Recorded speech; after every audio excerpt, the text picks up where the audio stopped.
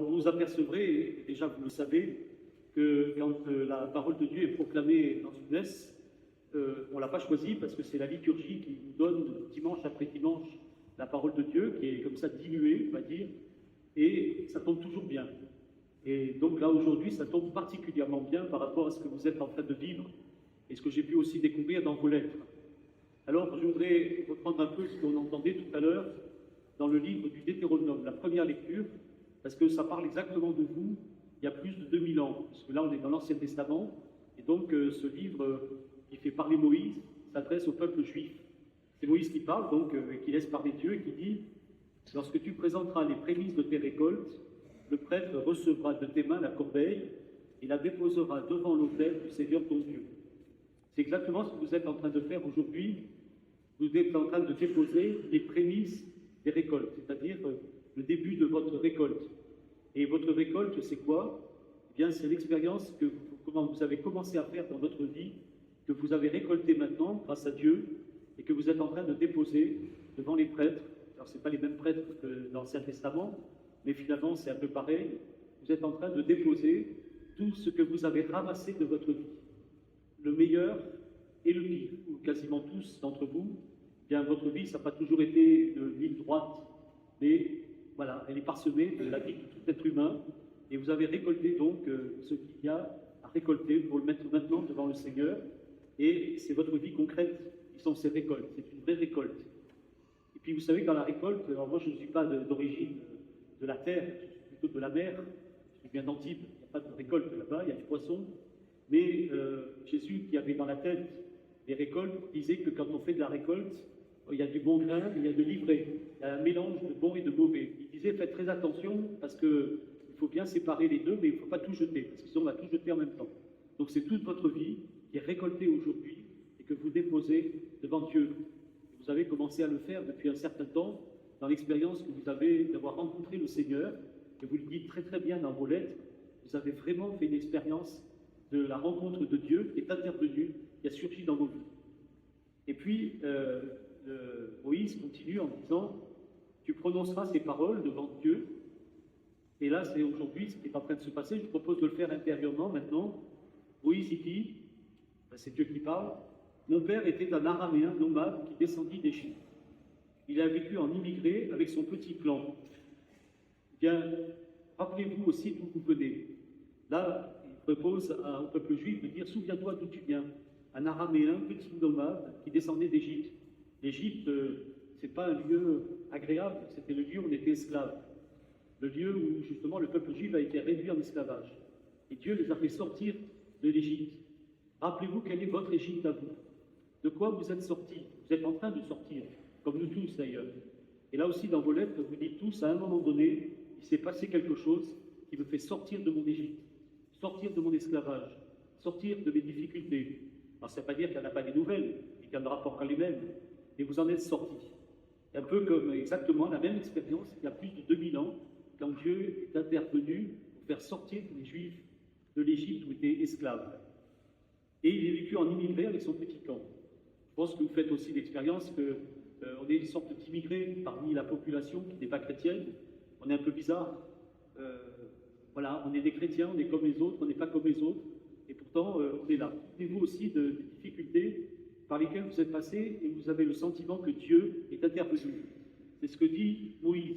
Il dit « Les Égyptiens nous ont maltraités, ils nous ont réduits à la pauvreté et ils nous ont imposé un dur esclavage. Souvenez-vous de vos pauvretés. » Et je sais que je suis impressionné par les pauvretés de chacun que vous avez exprimées, ces pauvretés de tous ordres, pauvreté familiale, pauvreté de travail, pauvreté personnelle, pauvreté de la difficulté, de tous azimuts. Souvenez-vous-en, les Égyptiens nous ont maltraités. Alors les Égyptiens, c'est pour vous des Égyptiens. Qui sont-ils exactement? Les circonstances de la vie, d'autres personnes, vous-même, qui sont-ils? Souvenez-vous-en, et ils vous ont imposé un dur esclavage. Et puis, le Deutéronome dit, nous avons crié vers le Seigneur, le Dieu de nos pères. Et c'est là où nous avons entendu une voix qui nous libérait de l'oppression. Et là, je suis extrêmement marqué parce que vous dites de l'irruption de Dieu dans votre vie. Alors, il n'y a pas un ou une qui ressemble à l'autre. C'est extrêmement... Je suis tellement bouleversé quand je lis vos lettres que je relis cette parole de Dieu en me disant, mais c'est exactement ça qui s'est passé. Et vous avez entendu sa voix, vous avez crié, vous étiez dans la misère, et il vous a fait sortir d'Égypte. Il vous a fait sortir d'Égypte. Vous dites tous, à un moment donné, que la rencontre de Dieu, ça vous a sorti de la misère vers quelque chose de profond. Et puis, il vous a conduit dans un lieu, dans ce pays, ruisselant de lait et de miel. Là aussi, il y a du miel et du lait dans vos lettres. Voilà, vous êtes en train d'exprimer aussi le bonheur que vous avez d'avoir demandé le baptême, d'avoir demandé d'aller maintenant dans un pays, dans une vie concrète. Vous voyez, le petit bébé, il est tout à fait d'accord.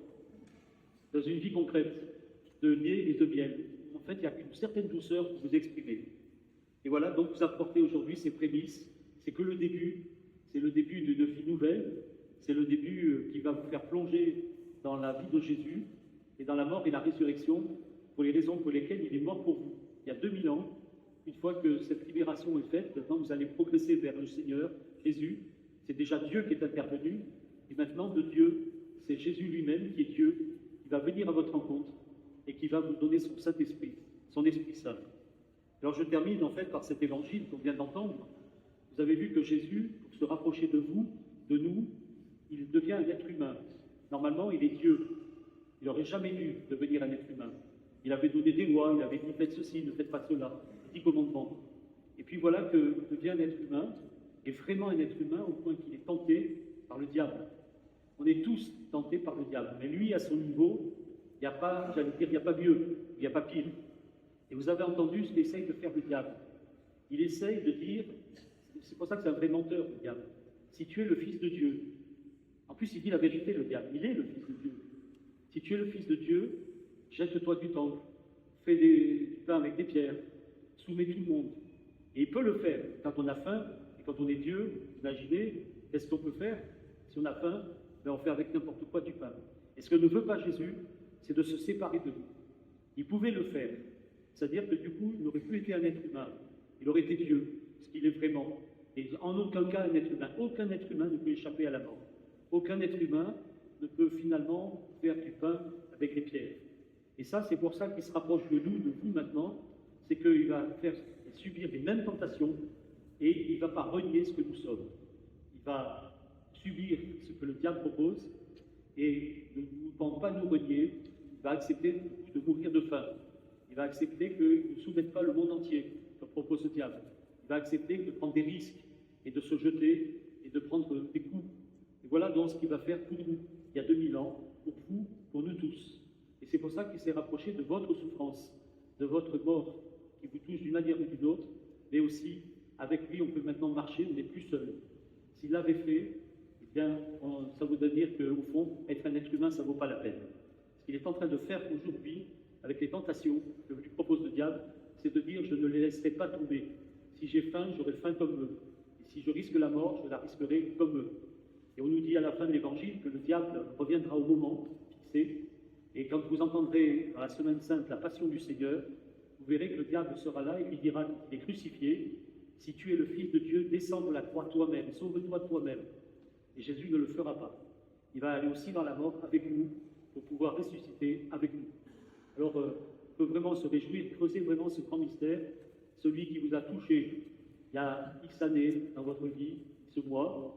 Maintenant, il nous accompagne jusqu'en notre mort et avec lui, il nous propose de sortir pour la résurrection parce qu'il est avec nous.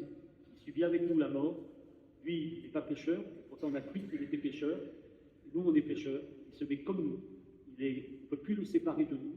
Il ne veut pas se séparer de nous. Alors, rendons grâce au Seigneur. Apportez maintenant dans votre cœur tout ce que vous êtes. Et puis, le jour du baptême, vous allez sortir de l'eau. Vous savez, vous l'avez dit, peut-être les premiers chrétiens, on leur tenait la tête sous l'eau, les becs, dans la piscine. Bon, nous, on ne le fera pas.